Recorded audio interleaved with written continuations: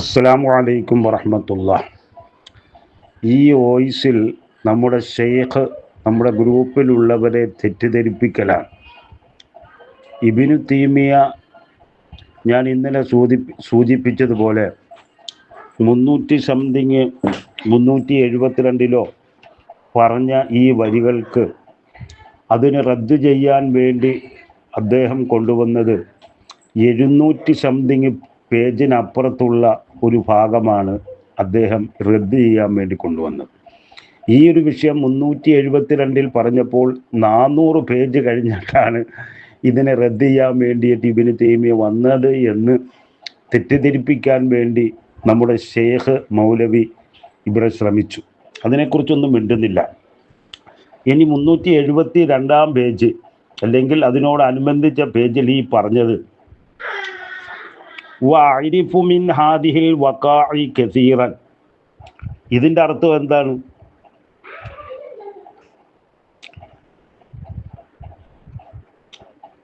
ومثل هذا يقع كثيرا لمن هو دون النبي صلى الله عليه وسلم وأعرف من هذا الوقاع كثيرا.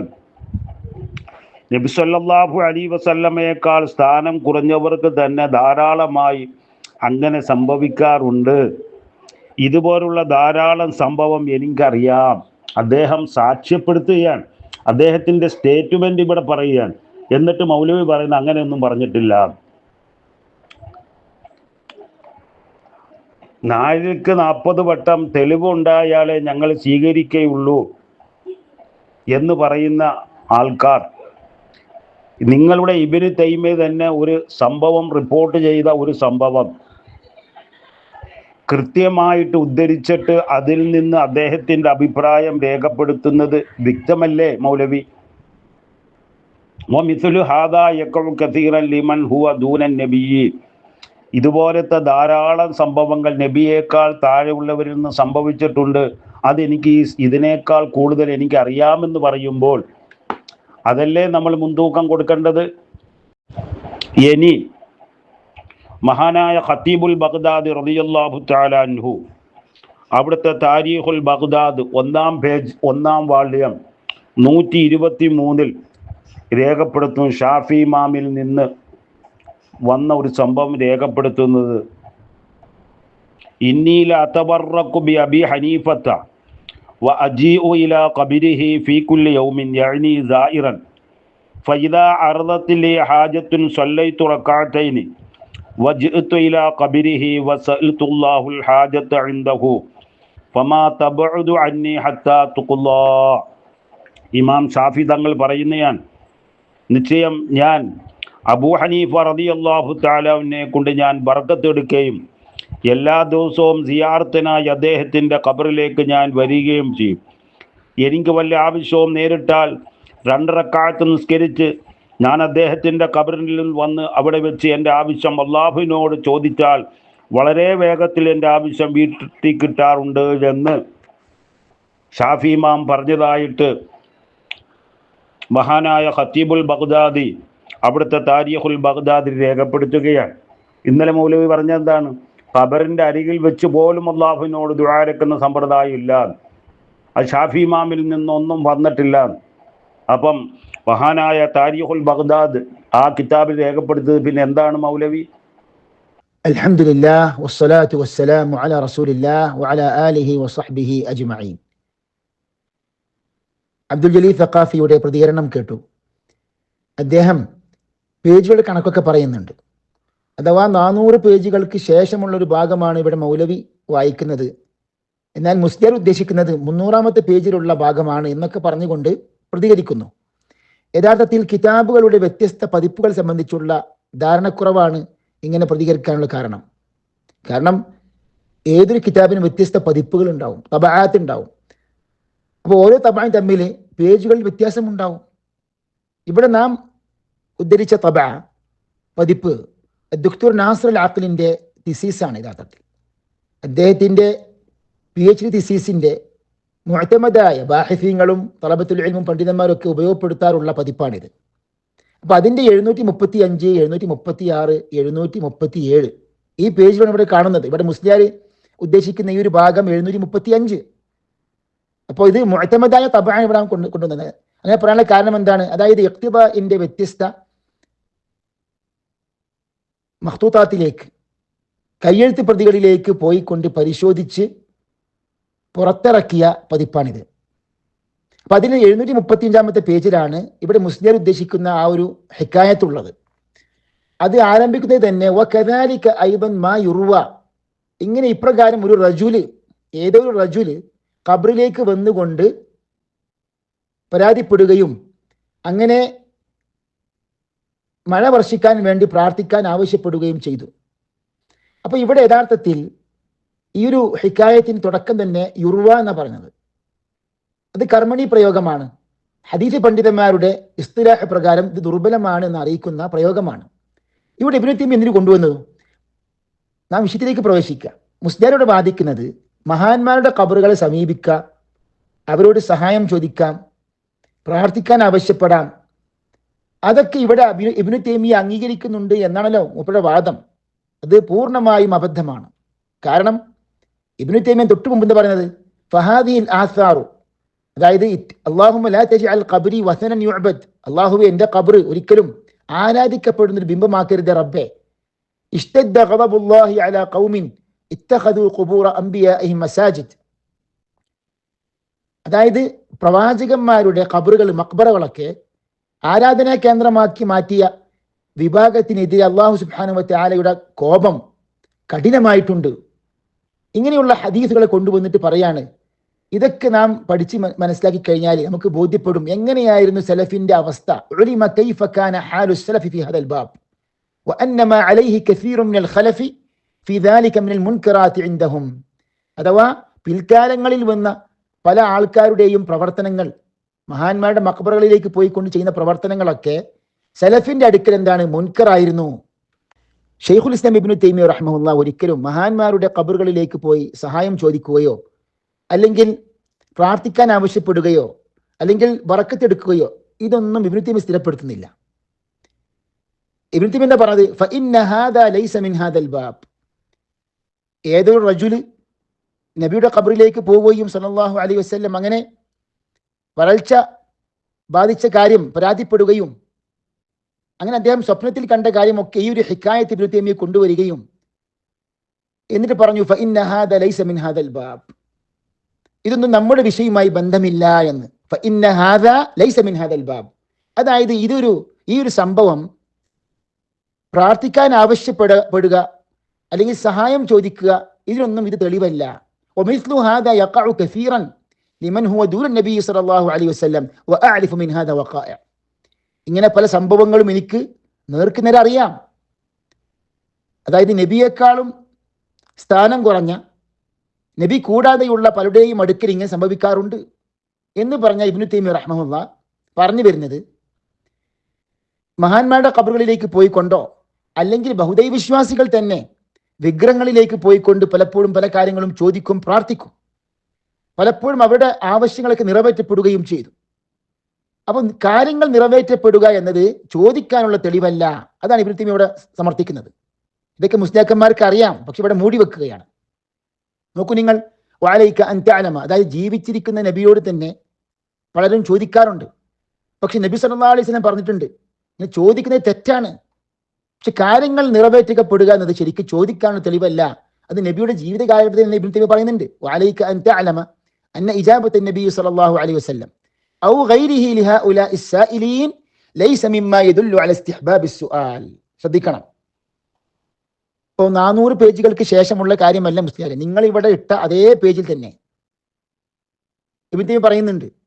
അതായത് നബി സല്ലല്ലാഹു അലൈഹി വസല്ലമിന്റെ ഉത്തരമാകട്ടെ അല്ലെങ്കിൽ അല്ലാത്തവരുടെ ഉത്തരമാകട്ടെ, അതൊന്നും ചോദിക്കാനുള്ള തെളിവല്ല, ചോദിക്കുന്നത് മുസ്തഹബാണ് എന്നതിനുള്ള ദലീലല്ല അത്.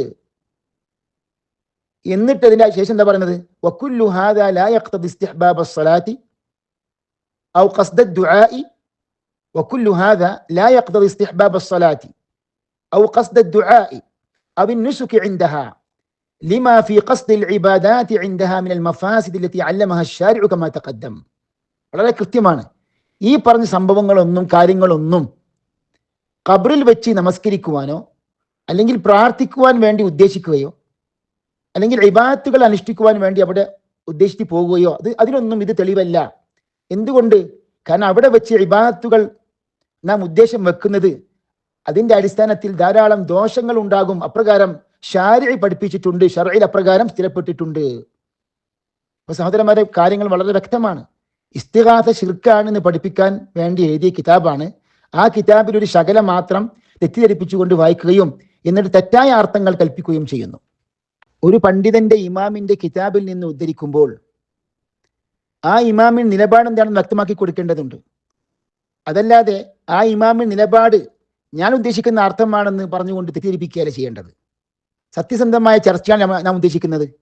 ശൈഖുൽ ഇസ്ലാം ഇബ്നു തൈമിയ ഈ വിഷയത്തിൽ സ്വീകരിച്ച നിലപാട് അദ്ദേഹത്തിന്റെ പല കിതാബുകളിലും വ്യക്തമാക്കുന്നുണ്ട്. ഇപ്പൊ ഇവിടെ മുസ്ലിയാർ ഇവിടെ ഉദ്ദേശിക്കുന്ന ഈ ഒരു ഹിക്കായത്തിനെ സംബന്ധിച്ചും ശൈഖുൽ ഇസ്ലാം ഇബ്നു തൈമിയയുടെ വേറൊരു റിസാലയിൽ അത് വിശദീകരിക്കുന്നുണ്ട്. അഥവാ ഖാഇദത്തുൻ അദീമ ഫിൽ ഫർഖ് ബൈന ഇബാദാത്തി അഹ്ലിൽ ഇസ്ലാമി വൽ ഈമാൻ വ ഇബാദാത്തി അഹ്ലിൽ ശിർക്ക് വൻ നിഫാഖ് എന്ന ഗ്രന്ഥത്തിൽ വിശദീകരിക്കുന്നുണ്ട്. അതിന്റെ 116-ാമത്തെ പേജിൽ. അതായത് റസൂലുള്ളാഹിന്റെ വഫാത്തിന് ശേഷവും സല്ലല്ലാഹു അലൈഹി വസല്ലം റസൂലിനെ കൊണ്ട് തവസ്സുലാക്കാം അല്ലെങ്കിൽ പ്രാർത്ഥിക്കാൻ ആവശ്യപ്പെടാം എന്ന കാര്യം ദീനുൽ ഇസ്ലാമിൽ സ്ഥിരപ്പെട്ടതല്ല. എന്നാൽ വിമർശകർ ഉദ്ധരിക്കുന്ന ഈ ഒരു ഹിക്കായത്ത് എന്താണ് അതിന് നിജസ്ഥിതി എന്നാണ് ഒരു ചോദ്യ രൂപത്തിൽ ഇബ്നു തൈമിയ്യ അവിടെ ചോദിക്കുകയാണ്. അതായത് ഫഇൻ ഖീല ഫഖദ് റുവിയ അന്ന റജുലൻ അതാ ഇലാ ഖബ്രി നബി സല്ലല്ലാഹു അലൈഹി വസല്ലം ആമർ റമാദ, വരൾച്ച വർഷം ആമുർ റമാദയിൽ നബിയുടെ ഖബറിലേക്ക് ഒരു റജുൽ വന്നു. അങ്ങനെ ഒരു ഹിക്കായത്ത് ഉദ്ധരിക്കപ്പെട്ടിട്ടുണ്ട്. അവിടെയും ഫഖദ് റുവിയ എന്ന് പറഞ്ഞത്. ഫഖാല യാ റസൂലല്ലാഹ്, അയാൾ പറഞ്ഞു അത്രേ, അല്ലാഹുവിന്റെ റസൂലേ, ഹലകത്ത് ഉമ്മത്തുക്, താങ്കളുടെ ഉമ്മത്ത് നശിച്ചു പോയിരിക്കുന്നു. ഫദ്ഉല്ലാഹ ലനാ, താങ്കൾ ഞങ്ങൾക്ക് വേണ്ടി പ്രാർത്ഥിക്കണം. അങ്ങനെ അദ്ദേഹം സ്വപ്നം കണ്ടു എന്നാണ് ഇബ്നു തൈമിയ്യ പറയുന്ന ഒന്നാമത്തെ മറുപടി. അതായത് അതിന്റെ മത്നിൽ തന്നെ അതിന് ഈ വാദിക്കുന്ന വിമർശകർക്ക് എതിരായ തെളിവാകുന്നു, വിമർശകർക്ക് എതിരായ കാര്യമാകുന്നു അതിന്റെ മത്നിലുള്ളത്. ഖീല ഹാദിഹിൽ ഹികായത്തു ഹുജ്ജത്തുൻ അലൽ മുനാസിഅ ഫഇന്ന ഹാദ الرجل لما طلب منه ما قال له أنا أدعو لكم بل أمرهم بما شرعه لهم وسنه لهم وهو أنهم يدعون الله ويستسقون به. അതായത് ഒന്നാമതായി പറഞ്ഞ മറുപടി ഇത് വിമർശകർക്ക് എതിരെയുള്ള ന്യായമാകുന്നു, തെളിവാകുന്നു. കാരണം എന്താണ്? അതായത് ഈ റജുല് വന്നിട്ട് പ്രാർത്ഥിക്കാൻ ആവശ്യപ്പെട്ടല്ലോ, അല്ലെങ്കിൽ ഞങ്ങൾക്ക് വേണ്ടി പ്രാർത്ഥിക്കണം, ഞങ്ങൾക്ക് വേണ്ടി മഴ കിട്ടാൻ വേണ്ടി പ്രാർത്ഥിക്കണം എന്നൊക്കെ ആവശ്യപ്പെട്ടു. അപ്പൊ റസൂലുള്ള ഒരിക്കലും സ്വപ്നത്തിലൂടെ വന്നിട്ട് പറഞ്ഞ കാര്യം എന്താണ്? നിങ്ങൾക്ക് വേണ്ടി ഞാൻ പ്രാർത്ഥിക്കാമെന്ന് പറഞ്ഞോ? അങ്ങനെ പറഞ്ഞിട്ടില്ല. മറിച്ച് നിങ്ങൾ ശർഇലുള്ള കാര്യം ചെയ്യുക, അള്ളാഹുവിനോട് പ്രാർത്ഥിക്കുക, നിങ്ങൾ നമസ്കാരം നടത്തിക്കൊള്ളുക, നിങ്ങൾ ഇസ്തിസ്ഖാ നമസ്കാരം നടത്തിക്കൊള്ളുക. അപ്പോൾ ഈ പറഞ്ഞ സംഭവത്തിൽ തന്നെ ഉള്ള കാര്യം എന്താണ്? അതായത് നിങ്ങൾ തൗഹീദിലേക്ക് മടങ്ങണം, നിങ്ങൾ റബ്ബിലേക്ക് പോകണം, മടങ്ങണം, റബ്ബിനോട് ചോദിക്കണം എന്ന കാര്യമാണ് അതിലുള്ളത്. ഇനി മാത്രമല്ല വഹാദ റജുൽ ലദീ ഖാല ലഹു ഉദ്ഉ ലി ഉമ്മതിക്, മാത്രമല്ല ഉമ്മത്തിന് വേണ്ടി പ്രാർത്ഥിക്കണം എന്ന് ആവശ്യപ്പെട്ട ഈ ഒരു റജുല്, ഈ ഒരു മനുഷ്യൻ ആരാണ്? മജ്ഹൂലാണ്. വഹാദ റജുലു അല്ലദീ ഖാല ലഹു ഉദ്ഉ ലി ഉമ്മതിക് മജ്ഹൂൽ, അറിയപ്പെടാത്ത ഏതൊരു വ്യക്തിയാണത്. മാ ഹുവ മിനൽ മുഹാജിരീന വൽ അൻസാർ അല്ലദീന യുഖ്തദാ ബിഹിം. ശ്രദ്ധിക്കണം, അഥവാ മാതൃകയാക്കാൻ പറ്റുന്ന മുഹാജിറുകളിൽപ്പെട്ട അൻസാറുകളിൽപ്പെട്ട മഹാനായ ഒരു വ്യക്തിത്വമല്ല അദ്ദേഹം. വയക്ഫീക അന്നഹു ലം യഅതി അഹദു മിൻഹും ഇലാ ഖബ്രിഹി. ഈ വിഷയത്തിൽ മതിയാകുന്ന ഒരു തെളിവാണ്, രേഖയാണ്. അതായത് മുഹാജിറുകളിൽപ്പെട്ട അൻസാറുകളിൽപ്പെട്ട ബഹുമാനമുള്ള ഒരു സഹാബിയും, മാതൃകയാക്കാൻ പറ്റുന്ന ഒരു സഹാബിയും റസൂലുള്ളാഹിന്റെ വഫാത്തിന് ശേഷം ഖബറിലേക്ക് പോയിട്ടില്ല. യത്ലബു മിൻഹു ദുആ ഇല്ലാ റജുലുൻ മജ്ഹൂൽ ലാ യുഅറഫ്. അതായത് ഈ അറിയപ്പെടാത്ത മജ്ഹൂലായ ഈ വ്യക്തിയല്ലാതെ മുഹാജിറുകളിലും അൻസാറുകളിലും പെട്ട ഒരൊറ്റ സഹാബി പോലും ഇങ്ങനെ ചെയ്തിട്ടില്ല. ഫഅമ്മൽ മുഹാജിറുന വൽ അൻസാർ അല്ലദീന ഹും അഅലമു നാസി ബിദീനിഹി, റസൂലുള്ളാഹിന്റെ ദീനെ സംബന്ധിച്ച് ഏറ്റവും അറിവുള്ള മുഹാജിറുകളും അൻസാറുകളും വഅത്ബഉഹും ലഹു, അതായത് ദീനെ കുറിച്ച് ഏറ്റവും കൂടുതൽ അറിവും ഇത്തിബാഉമുള്ള സഹാബികളായ മുഹാജിറുകളും അൻസാറുകളും ഫലം യഅതി അഹദുൻ ഇലൈഹി വലം യത്ലബ് മിൻഹു ദുആ എന്ന് പറഞ്ഞാൽ അവരിൽ ആരും റസൂലുള്ളാഹിന്റെ വഫാത്തിന് ശേഷം ഖബറിലേക്ക് പോയി ആരും പ്രാർത്ഥിക്കാൻ വേണ്ടി ആവശ്യപ്പെട്ടിട്ടില്ല. അതിനുശേഷം ഇബ്നു തൈമിയ്യ വിശദീകരിക്കുന്നത് ദീനുൽ ഇസ്ലാമിൽ ഇപ്രകാരം ചോദിക്കുന്നത് അനുവദനീയമായിരുന്നുവെങ്കിൽ റസൂലുള്ളാഹിന്റെ വഫാത്തിന് ശേഷവും റസൂലുള്ളാഹിനോട് മഴയ്ക്ക് വേണ്ടി പ്രാർത്ഥിക്കാൻ ആവശ്യപ്പെടുക, അല്ലെങ്കിൽ പാപമോചനം ലഭിക്കുവാൻ വേണ്ടി പ്രാർത്ഥിക്കാൻ ആവശ്യപ്പെടുക, മഴ ലഭിക്കുവാൻ, വിജയം കിട്ടുവാൻ വേണ്ടി. അപ്പൊ ഇങ്ങനെയുള്ള കാര്യങ്ങളൊക്കെ ദീനുൽ ഇസ്ലാമിൽ മുസ്ലിമീങ്ങൾക്ക് മശ്രൂആയ ദീനുൽ ഇസ്ലാമിൽ സ്ഥിരപ്പെട്ട കാര്യമായിരുന്നുവെങ്കിൽ അപ്രകാരം റസൂലുള്ളാഹിന്റെ കൽപ്പന, നിർദ്ദേശം അറിയപ്പെട്ടതായിരുന്നു. സഹീഹായ ഹദീസുകളിലൂടെ അത് ഉദ്ധരിക്കപ്പെട്ടിരുന്നു. സഹാബികളിൽ നിന്ന് അത് അപ്രകാരം ഉദ്ധരിക്കപ്പെട്ടിരുന്നു. അപ്പൊ അങ്ങനെയൊന്നും ഉദ്ധരിക്കപ്പെട്ടിട്ടില്ല. ولو كان قد شرع للمسلمين أن يطلبوا منه الاستغفار والاستنصار والاستسقاء وغير ذلك من أنواع الأدعية والرغبات كما كانوا يطلبون ذلك منه في حياته وكما يطلب منه الخلق يوم القيامة أن يشفع لهم لكان أمره بذلك معروفا منقولا عنه كما نقل سائر ما أمرهم به. വളരെ വ്യക്തമാണ്. ഇപ്പോൾ മുസ്ലിമീങ്ങൾക്ക് റസൂലുള്ളാഹിന്റെ വഫാത്തിന് ശേഷവും ഇസ്തിഗ്ഫാറിന് വേണ്ടി, ഇസ്തിൻസാറിന് വേണ്ടി, അതുപോലെ ഇസ്തിസ്ഖാ, ഇതൊക്കെ ചോദിക്കാമായിരുന്നുവെങ്കിൽ, ഇതുപോലെ ജീവിത കാലഘട്ടത്തിൽ മഴ ലഭിക്കുവാൻ വേണ്ടി പ്രാർത്ഥിക്കാൻ സഹാബികൾ ആവശ്യപ്പെട്ടിട്ടുണ്ട്. ഞങ്ങൾക്ക് വേണ്ടി പ്രാർത്ഥിക്കണമെന്ന് ആവശ്യപ്പെട്ടിട്ടുണ്ട്. അതേപോലെ മുസ്ലിമീങ്ങൾക്ക് വിജയം കിട്ടുവാൻ വേണ്ടി പ്രാർത്ഥിക്കാൻ ആവശ്യപ്പെട്ടിട്ടുണ്ട്. അപ്പൊ ഇങ്ങനെയുള്ള കാര്യങ്ങൾ പോലെ തന്നെ റസൂലുള്ളാഹിന്റെ വഫാത്തിന് ശേഷം അങ്ങനെ ചോദിക്കാമായിരുന്നുവെങ്കിൽ ലകാന അംറുഹു ബിദാലിക മഅറൂഫൻ മൻഖൂലൻ അൻഹു, അപ്രകാരം നബി സല്ലല്ലാഹു അലൈഹി വസല്ലമിൽ നിന്ന് അറിയപ്പെട്ട ഹദീസുകളിലൂടെ അത് ഉദ്ധരിക്കപ്പെട്ടിരുന്നു. ഇതുപോലെ റസൂലുള്ളാഹിന്റെ മറ്റു നിർദ്ദേശങ്ങളൊക്കെ, മറ്റു വിഷയങ്ങളിൽ നിർദ്ദേശങ്ങളൊക്കെ അറിയപ്പെട്ടതാണ്. അതിലൊക്കെ സഹീഹായ ഹദീസുകളിലൂടെ ധാരാളം ഉദ്ധരിക്കപ്പെട്ടിട്ടുണ്ട്. അപ്പൊ ഇങ്ങനൊരു കാര്യം ദീനുൽ ഇസ്ലാമിൽ സ്ഥിരപ്പെട്ടതായിരുന്നുവെങ്കിൽ റസൂലുള്ളാഹിന്റെ നിർദ്ദേശം അറിയപ്പെട്ടതായിരുന്നു, സഹീഹായ ഹദീസുകളിലൂടെ അത് മൻഖൂലായി ഉദ്ധരിക്കപ്പെട്ടിരുന്നു എന്നാണ് ഇബ്നു തൈമിയ്യ വിശദീകരിക്കുന്നത്.